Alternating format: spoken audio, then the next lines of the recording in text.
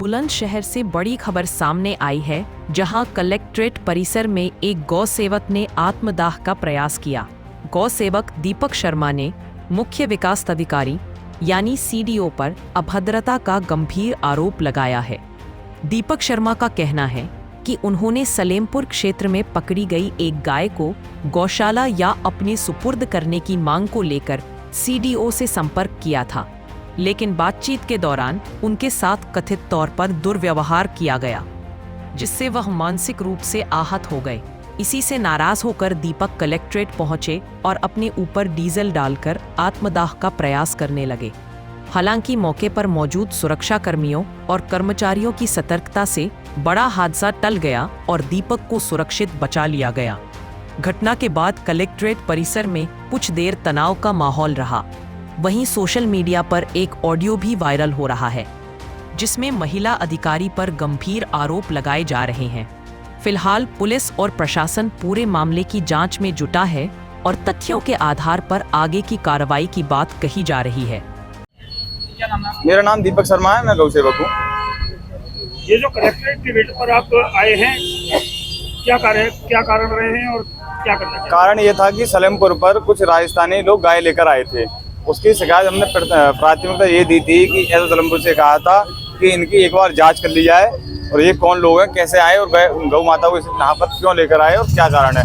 क्योंकि हम जांच कराना इसलिए चाहते थे कि हमने सिकंदराबाद से आगे टोल प्लाजा पर दादरी पर एक मुकदमा लिखाया था 7 तारीख को। उसमें हमें ये ज्ञात हुआ था कि हम जनपद बुलंदशहर से गायों को भरकर लाए हैं और हमने कहा गाय कैसे भरकर लाए, तो उन्होंने कहा राजस्थानी लोग हमें गाय भरवा देते हैं, वो दिन में इकट्ठा कर लेते हैं, रात को हमको भरवा देते हैं। तो हमने कहा एक बार इनकी जाँच हो जाए, निर्दोष हो तो उनको छोड़ दिया जाए, दोषी हो तो इनके खिलाफ कार्रवाई हो। और इसी प्रकरण में हमें ऐसो सलेमपुर बताते हैं कि रात को 1 बजे सीडीओ मैम का हमारे पास फोन आया है इन्हें छोड़ने के लिए दबाव। तो मैंने कहा यार सीधे साधे लोगों का सीडीओ से क्या संबंध, मैंने या तो फिर ये गौ तस्कर हैं सीधा भाई, जिसका आईएएस से संबंध है। आईएएस हमारा फोन नहीं उठाती, आज तक मेरा फोन नहीं उठाया सीडीओ ने, उनका फोन उठा रही तो कहीं ना कहीं उनसे लिंक है। तो मैंने कहा मैं सीडीओ मैम से हम बात करते हैं इस तरह से। तो उन्हें सीट मैंने शासन को बताया, गौ सेवा आयोग में फोन भी आया। दूसरे दिन मुकदमा लिखाया गया। तो मेरे पे फिर सीडीओ में मुकदमा लिखने के बाद 1 दिन बाद मेरे पे फोन करती हैं, तुम बहुत बदतमीज देहाती, इस तरह से मेरे साथ गौ तस्करों से पैसे लेते हो, वो करते हो, तुम्हारे खिलाफ मुकदमा लिखाऊंगी, इस तरह से मुझे प्रताड़ित किया है। और इसलिए और एक ग्रुप बनाया था गौ संरक्षण के लिए, उसमें गौ संरक्षण के लिए इसलिए बनाया था सारे अधिकारी, इससे जानकारी हो जाए, गायों को एक संरक्षण मिले। ग्रुप से जबरदस्ती हमको लिखाया गया है सीडीओ मैम के दिशा निर्देश पर। मैंने सीडीओ मैम के पीआर से बात कहा, भाई मुझे ग्रुप से क्यों लिखाया गया है, इसलिए लिखाया गया है मैडम के आदेश पर। मैंने भाई क्यों लिखाया गया, हमारा काम है गौ संरक्षण का काम करना, हम लोग नहीं, हमें ग्रुप से लिखा रहा है। फिर उस गौ संरक्षण ग्रुप का क्या फायदा।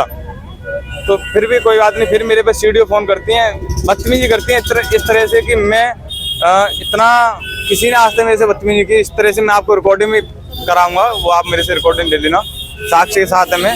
और रक्षक हैं दीपक, जो इस समय कलेक्ट्रेट के गेट पे अग्नि समाधि लेने का प्रण लेकर बैठे हुए हैं।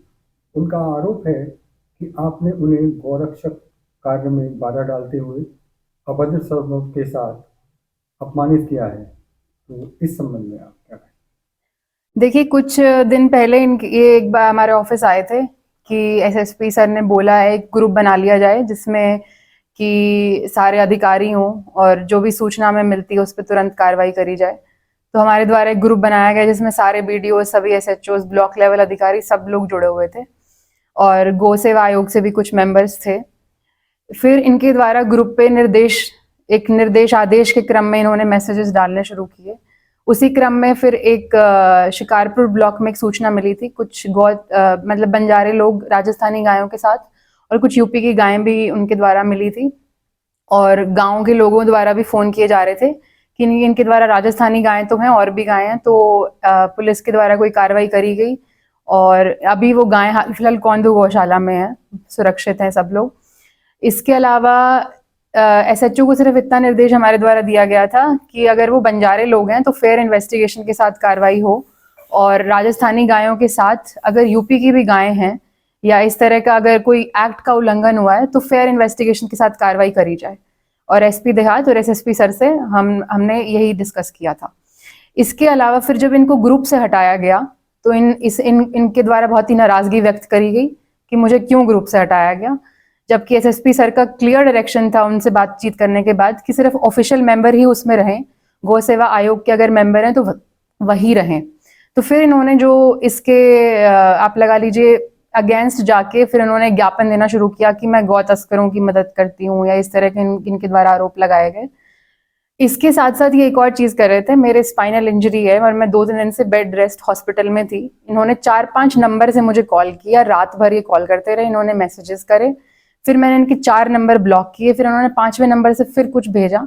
तब मैंने इनको बोला कि अभी मैं ड्यूटी पे नहीं हूँ, आपकी जो गाय का शिकायत थी वो हो चुकी है और ग्रुप में सिर्फ ऑफिशियल लोग ही रहेंगे। तो इनके द्वारा फिर दोबारा से वही कि नहीं मैं ग्रुप में रहूंगा, मैं ये दे सकता हूँ निर्देश। मैंने कहा आप रूल दिखा दीजिए मुझे, किस रूल के अंडर आप निर्देश दे सकते हैं। इसके अलावा मैंने गौ सेवा आयोग के अध्यक्ष एवं सचिव दोनों को इनकी पूरी सूचना दे दी और उनके द्वारा भी बताया गया कि पहले भी इनके द्वारा एक अभद्रता की कंप्लेन आई है, अधिकारियों से ये अच्छे से बात नहीं करते हैं। सभी वीडियोस जो जिस एरिया के वो वीडियो थे उनके द्वारा भी शिकायत कही कि ये जो बातचीत का लहजा है वो बहुत ही अभद्रता का है इनके द्वारा।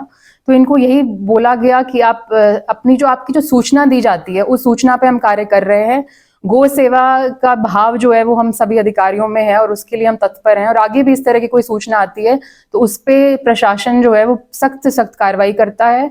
गौ तस्करों के अगेंस्ट ऐसी सूचना आती है तो अब ये जो इनके द्वारा जो आरोप लगाए जा रहे हैं इसका कोई आधार नहीं है, कोई फैक्ट नहीं है। इसी क्रम में एक तो अभी बताया मैंने कि इन्होंने मेरे को रात के 12:30 बजे मैसेज किए, फिर ये कॉल कर रहे थे तो मैं इनको ये बोला आप समय देख के कॉल करें या जो भी है, आपके इतने नंबर हम ब्लॉक कर चुके हैं, आपको समझ नहीं आ रही है बात। फिर भी कॉल करते रहे और जिस भाषा में इन्होंने बात करी कि मैं ज्ञापन दे रहा हूँ, मैं ये कर रहा हूँ, मैंने कहा आप कुछ जो आपको ठीक लग रहा है आप करिए और जो अगर कोई आपके द्वारा जो सूचना दी गई और उस पर हमने काम नहीं किया गया तो आप बताइए, पर ऐसा नहीं था।